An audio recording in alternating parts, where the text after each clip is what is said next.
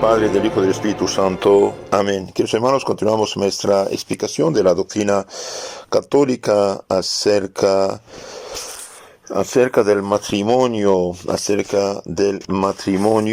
y me apoyo siempre en la sana doctrina de la Santa Madre Iglesia. Tengo en mis manos esta maravillosa encíclica de Papa Pío XI, Casti Connubii, sobre el matrimonio cristiano. Es encíclica fundamental. Y hablando de los vicios que se oponen a los bienes del matrimonio, el Papa habla de los atentados contra la prole, habla de la contracepción, que es un pecado gravísimo y que es pecado mortal. Entonces el Papa, en el párrafo 54 de esta encíclica, dice: comenzando ya la exposición de los vicios que se oponen a cada uno de los bienes del matrimonio, hablaremos en primer lugar de la prole, que muchos se atreven a motejar de molesta carga del matrimonio y mandan evitar cuidadosamente a los cónyuges, no mediante una continencia honesta permitida también en el matrimonio, previo consentimiento de ambos esposos, sino mandan hacer la contracepción, pervirtiendo el acto de naturaleza de ambos, de los cónyuges, ¿no? Entonces, aquí el Papa dice: hay gente que considera los hijos como una molesta carga y mandan evitar cuidadosamente. ¿Cuidarse de qué? Y bien, Dios a los esposos dio este encargo y este poder de transmitir la vida. Por lo tanto, los que luchan contra esto pervierten el acto de naturaleza y pecan mortalmente.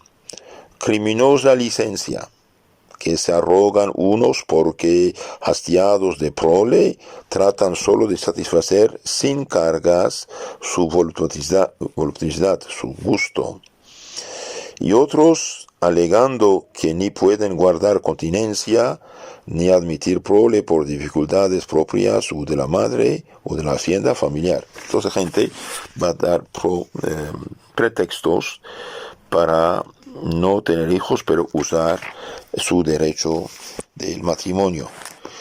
Y bien, son gente que no tiene fe, son gente que no sabe, que son colaboradores de Dios y que se profanan un acto que tiene consecuencias eternas, puesto que un niño va a tener un alma inmortal y destinado a la eternidad.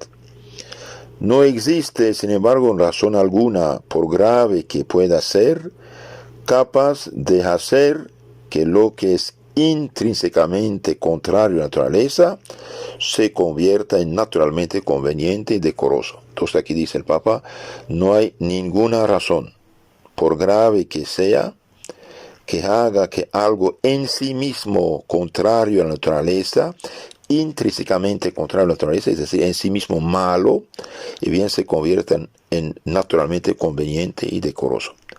Por ejemplo, algo tóxico, y bien no puede convertirse en algo de potable. Algo tóxico es tóxico. Algo malo en sí mismo es malo y no puede convertirse en bueno. Estando pues el acto conyugal ordenado por su naturaleza a la generación de la prole, los que en su realización lo destituyen artificiosamente de esta fuerza natural proceden contra la naturaleza y realizan un acto torpe e intrínsecamente deshonesto. Es algo muy importante, ¿eh? Entonces, en sí mismo, los que a propósito usan mal de su matrimonio, bien destruyen el acto matrimonial de su fuerza natural, y bien, uno, proceden contra la naturaleza, y dos, realizan un acto torpe e intrínsecamente deshonesto, malo, pecaminoso. Entonces los esposos que hacen la obra de Dios en su intimidad dice Santo Tomás de Aquino, incluso tiene un acto meritorio. Dios los recompensa, los bendice. Los que usan este mismo, pero contra el plan de Dios, evitando con ideas raras las consecuencias de este acto, bien, pecan gravemente. No es extraño, por consiguiente, que hasta las mismas sagradas escrituras testifiquen el odio implacable con que la Divina Majestad detesta, sobre todo, este nefando crimen, habiendo llegado a castigarlo a veces incluso con la muerte, según recuerda San Agustín, porque se cohabita ilícita y torpemente incluso con la esposa legítima, cuando se evita la concepción de la prole, lo cual hacía Onán, hijo de Judas, y por ello Dios lo mató. Entonces en la Biblia vemos Génesis 38, 8 y 9, y bien Onán, hijo de Judas, en su acto conyugal, no quería tener hijos. ¿Y qué hacía? Y bien inventó el pecado vergonzoso que lleva su nombre, onanismo, derramando su semen fuera del vaso de la esposa. Entonces Santo Agustín dice, se cohabita, duerme ilícita y torpemente incluso con la esposa legítima, cuando se evita la concepción de la prole, cuando uno deliberadamente va contra el plan de Dios. No es que cada vez hay una concepción de un niño. Ellos hacen la obra de Dios en su intimidad y Dios decide, la naturaleza decide. Pero los que usan esto solamente de una manera egoísta, bien pecan gravemente. Onán, hijo de Judas, fue matado por Dios mismo por la interrupción del acto conyugal para no tener hijos.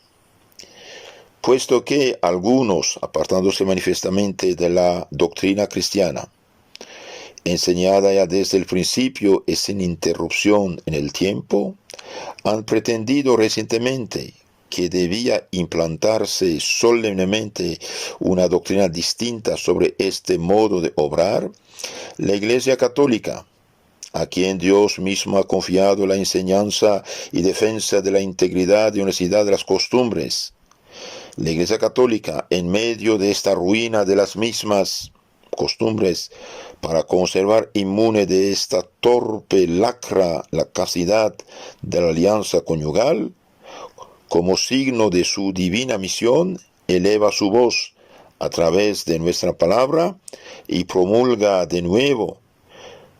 Aquí es muy importante lo que dice el Papa, es un acto dogmático, en nombre de Dios habla.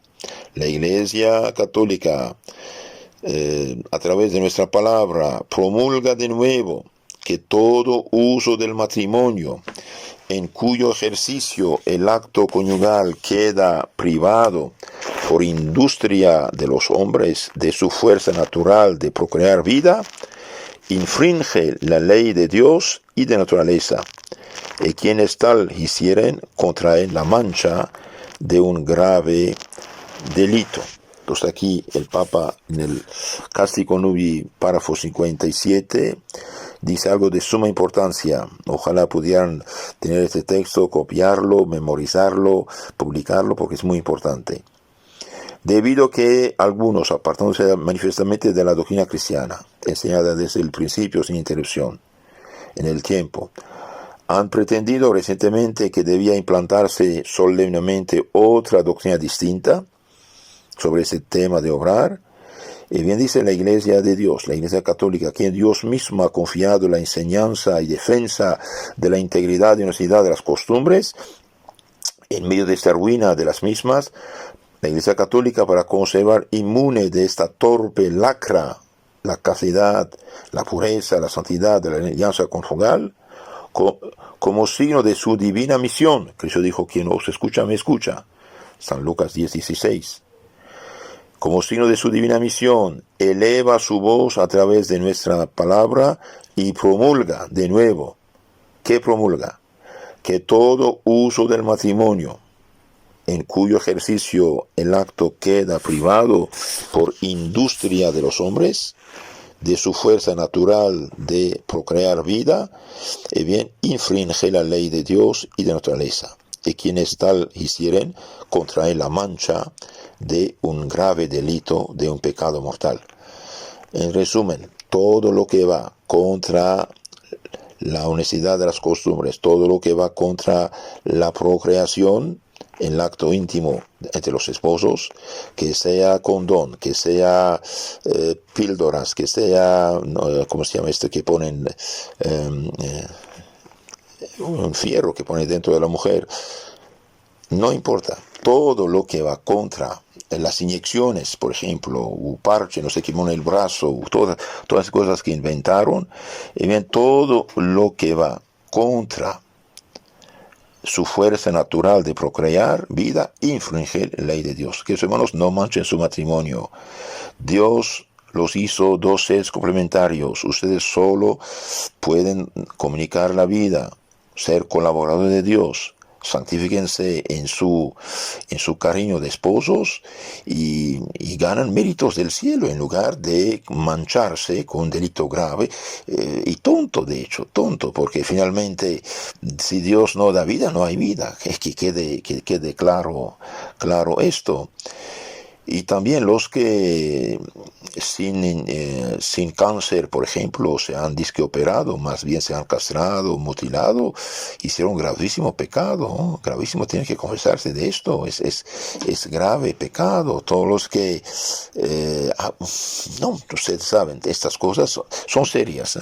En virtud de nuestra suprema autoridad, dice el Papa, y cuidado de la salvación de las almas de todos, amonestamos por consiguiente a los sacerdotes confesores y a los demás que tienen cura de almas, que no consientan que los fieles a ellos encomendados vivan en error acerca de esta gravísima ley de Dios, y mucho más que procuren mantenerse ellos mismos inmunes de falsedades de esta índole, ni por concepto alguno contemporicen jamás con ellos.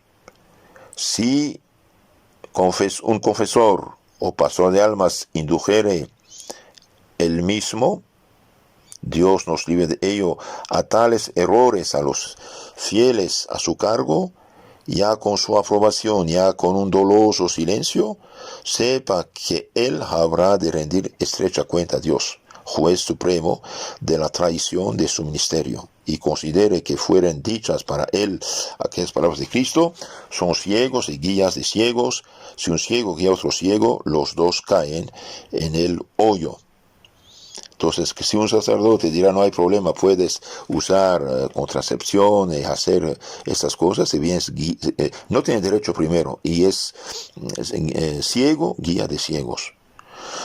No pocas veces se alegan en defensa del uso abusivo del matrimonio causas ficticias o exageradas, y no vamos a hablar de las deshonestas, pero la Iglesia Madre Piadosa entiende muy bien y siente profundamente cuánto se refiere a la salud y a la vida de la madre en peligro. ¿Quién podrá ver esto sin compadecerse?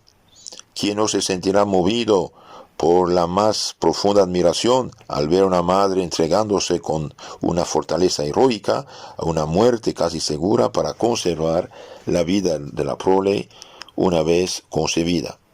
Dios solo, opulencia y misericordia suma, será capaz de premiar suficientemente los sufrimientos que a ella le impone este deber de naturaleza, y le dará sin duda la medida no solo plena, sino colmada.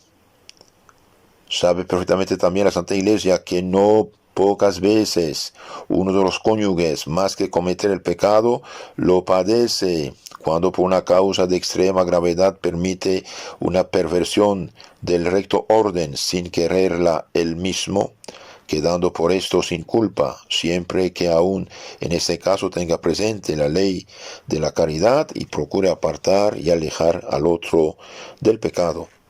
Tampoco puede decirse que proceden contra naturaleza aquellos cónyuges que hacen uso de su derecho de un modo recto y natural, aun cuando por causas naturales, ya de tiempo, ya de otros defectos, no puedan hacer de ello nueva vida. ellos hacen su obra de la naturaleza. Hay vida, gracias a Dios. No hay vida, gracias a Dios. No hay problema. Incluso los estériles pueden usar de su matrimonio sin ningún problema. Pues existen también, tanto en el matrimonio mismo cuanto en el uso del derecho conyugal, fines secundarios, cuáles son la mutua ayuda, el fomento del amor recíproco y el sosiego de la concupiscencia, cuya consecución no está prohibida en modo alguno a los cónyuges, con tal de que quede a salvo la intrínseca naturaleza del acto y por consiguiente su debida ordinación al fin primario. Entonces los esposos que usan de su matrimonio como Dios manda, Dios los bendice con tal que no haya la idea de evitar la procreación de un hijo si Dios lo diera. Nos contrista asimismo profundamente las quejas de aquellos cónyuges que, acosados por la dura necesidad, encuentran enormes dificultades por el sostenimiento de los hijos. Habrá que cuidar, sin embargo, y de la manera más absoluta, que las condiciones funestas de las cosas externas no originen un error mucho más funesto todavía, usando mal de su matrimonio. No puede surgir dificultad alguna capaz de derogar la obligación impuesta por los mandamientos de ley de Dios, que prohíbe los actos por su íntima naturaleza malos. Cualesquiera que sean las circunstancias, siempre será posible a los cónyuges, robustecidos por la gracia de Dios, cumplir fielmente con su cometido y conservar en el matrimonio la castidad limpia de esta torpe mancha. Pues subsiste firme la verdad de la fe cristiana, expresada por el magisterio del Concilio de Trento. Nadie debe hacer uso de aquella opinión temeraria y anatematizada por los santos padres de que el cumplimiento de los preceptos de Dios es imposible para el hombre justificado. Pues que Dios no manda imposible, sino que mandando te exhorta no solo a que hagas lo que puedes, sino también a que pidas lo que no puedas y te ayude para que lo puedas. De esta misma doctrina ha sido de nuevo solamente preceptuada por la Iglesia y confirmada en la condenación de las herejías recientes, que se atrevió a blasfemar de la bondad de Dios, diciendo que no se puede cumplir los mandamientos. Sí, claro, con la ayuda de Dios que se puede. Entonces, queridos hermanos, pidamos a Dios ayuda, vivir en estado de gracia, en estado de santidad, no mancharse con estas barbaridades de paganos. Los esposos que viven cristianamente su matrimonio, Dios los bendice y los recompensa. Tengo aquí otro texto del Papa Pío XII, que cita de hecho Pío XI. Nuestro predecesor Pío XI, de feliz memoria, en su encíclica Castico Nubi del 31 de diciembre de 1930, proclamó nueva y solamente la ley fundamental del acto y de las relaciones conyugales, que todo atentado de los cónyuges en el cumplimiento del acto conyugal o en el desarrollo de sus consecuencias naturales, atentado que tiene por fin de privarlo de su fuerza inherente e impedir la procreación de una nueva vida, es inmoral. Entonces, como dije, todos los que son medios contrarios artificiales utilizados, bien, es inmoral.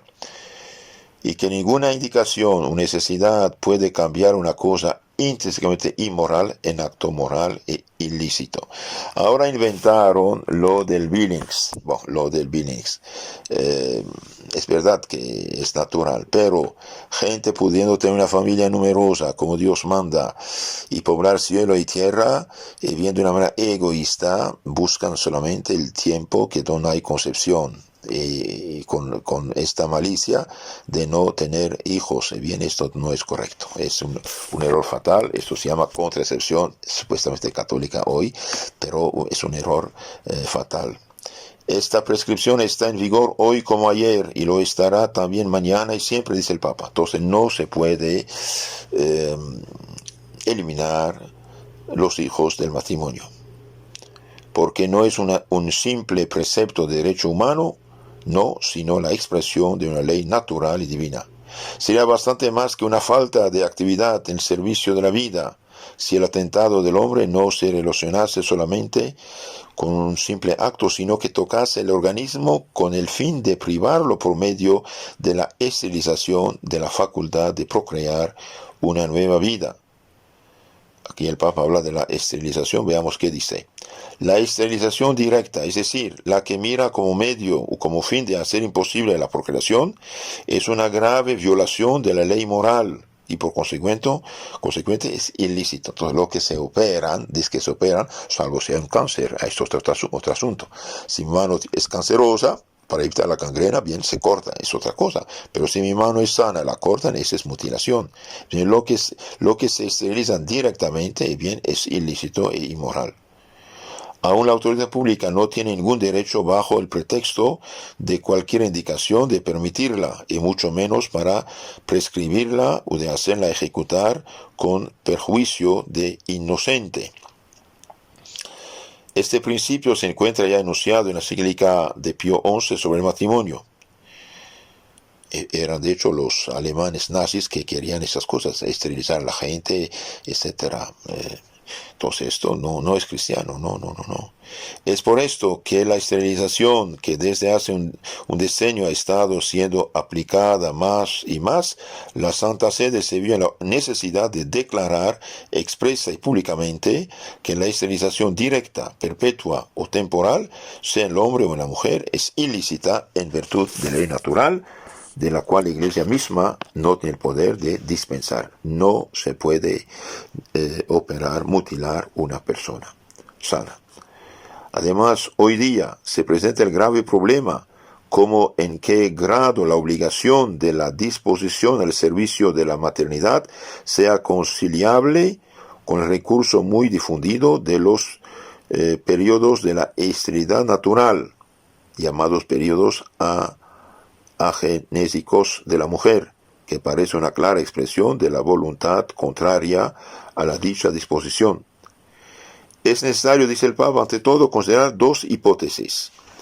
Si la realización de esa teoría no significa otra cosa, sino que los cónyuges pueden hacer uso de su derecho matrimonial aún durante los días de esterilidad natural, no hay nada a qué oponerse.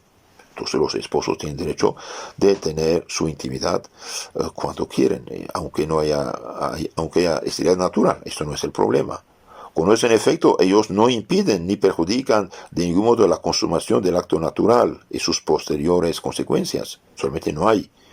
Precisamente en esto, la aplicación de la teoría de que hablábamos se distingue esencialmente del abuso también señalado, que consiste en la perversión del acto mismo. Si por el contrario se va más allá, permitiendo el acto conyugal únicamente y exclusivamente en aquellos días, entonces la conducta de los esposos debe ser examinada más atentamente. Entonces los esposos que usan su derecho de esposo únicamente en el periodo estéril, dice, vamos a examinarlo. Aquí de nuevo se presentan dos hipótesis.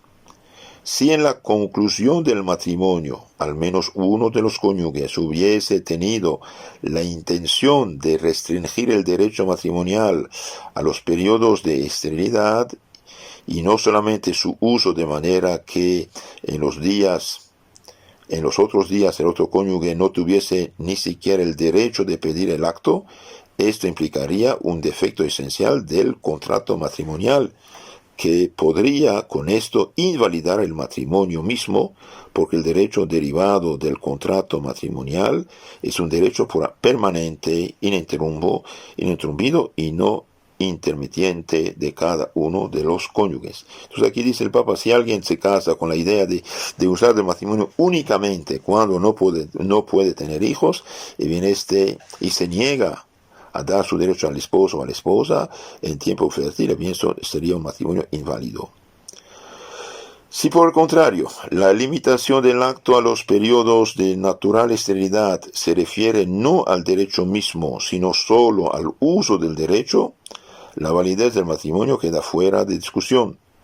Sin embargo, la rectitud moral de una tal conducta de los cónyuges se podría afirmar o negar, según que la intención es de observar constantemente los periodos esté basada o no sobre motivos morales suficientes y seguros. El solo hecho de que los cónyuges no ofendan la naturaleza del acto y estén prontos a aceptar y educar al hijo que no obstante sus precauciones viese la luz, no bastaría por sí solo a garantizar la rectitud de la intención y la moralidad de los motivos mismos. La razón está en que el matrimonio obliga a un estado de vida, el cual impone el cumplimiento de una obra positiva referente al estado mismo. En tal caso se puede aplicar el principio general que una prestación positiva no puede ser omitida sin graves motivos, independientes de la buena voluntad de aquellos que se hayan obligados, demostrando que aquella prestación es inoportuna y prueban que no se puede del solicitante, en este caso el género humano, justamente pretender. El contrato matrimonial que confiere a los esposos los derechos de satisfacer las inclinaciones de naturaleza los constituye un estado de vida, el estado matrimonial. Ahora bien, a los cónyuges que hacen uso del acto específico de su estado, la naturaleza, el creador, les impone la función de proveer para la conservación del género humano. Esta es la prestación característica que da valor propio a su estado, el bien del hijo. El individuo y la sociedad, el pueblo, el Estado y la Iglesia misma dependen para su existencia en el orden establecido por Dios del matrimonio fecundo.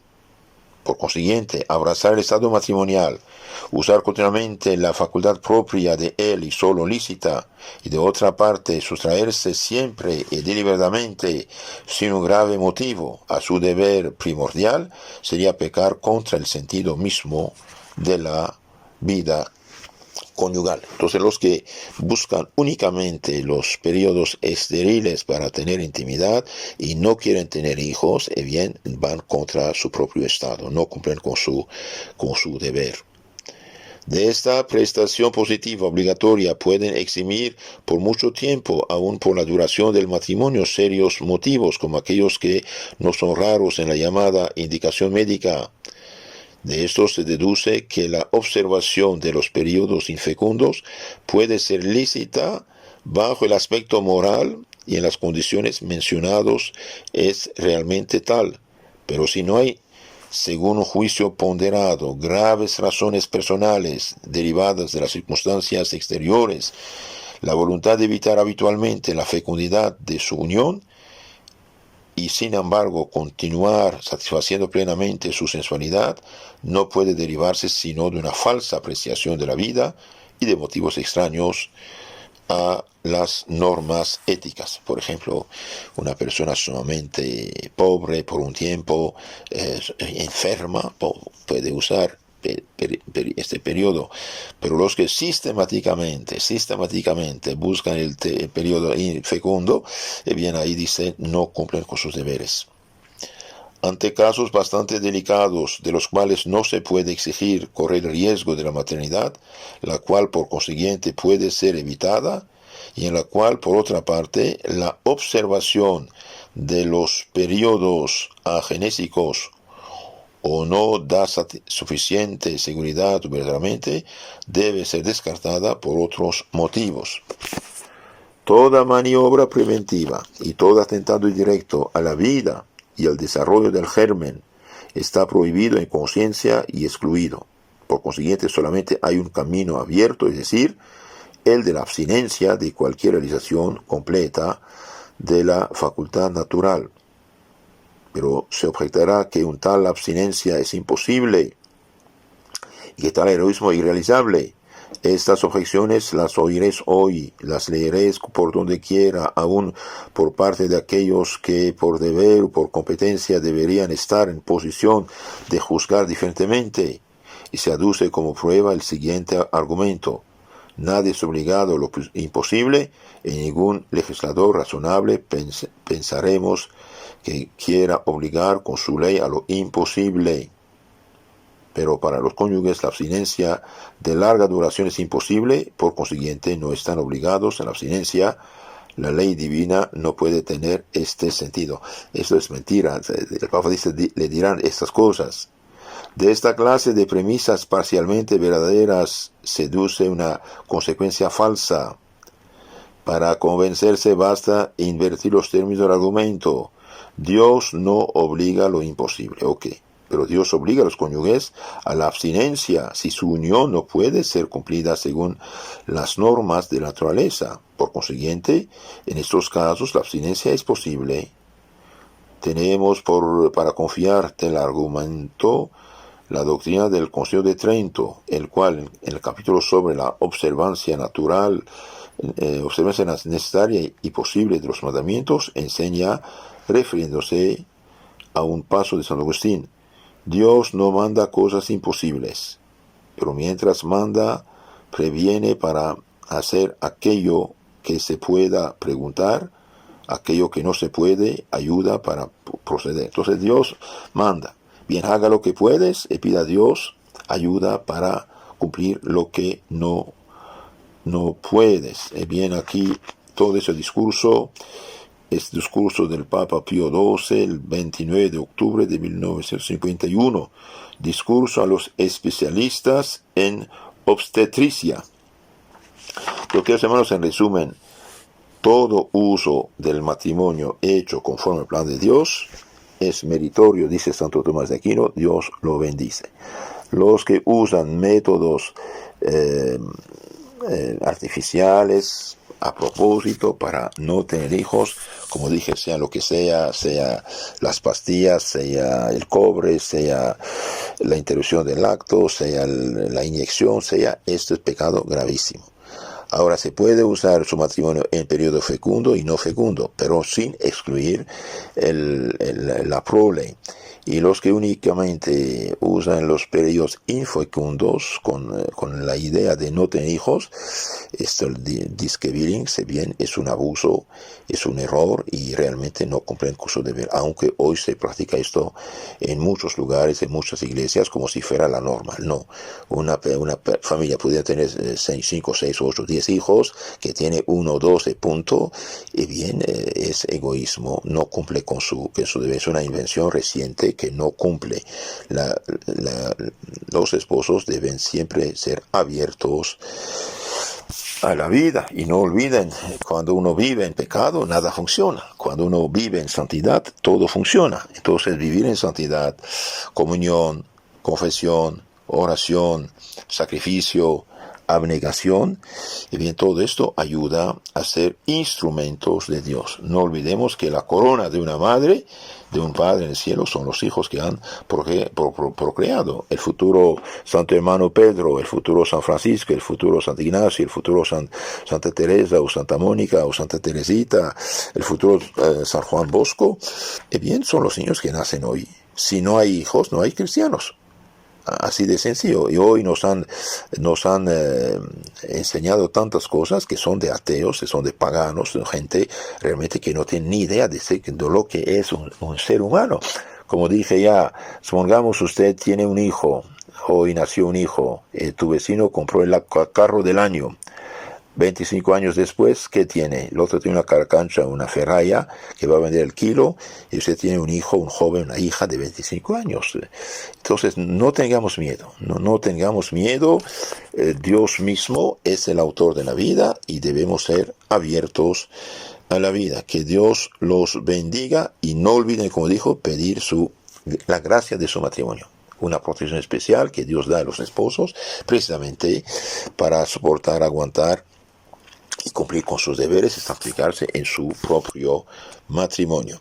Viva la familia católica y viva la familia numerosa. Bendición de Dios.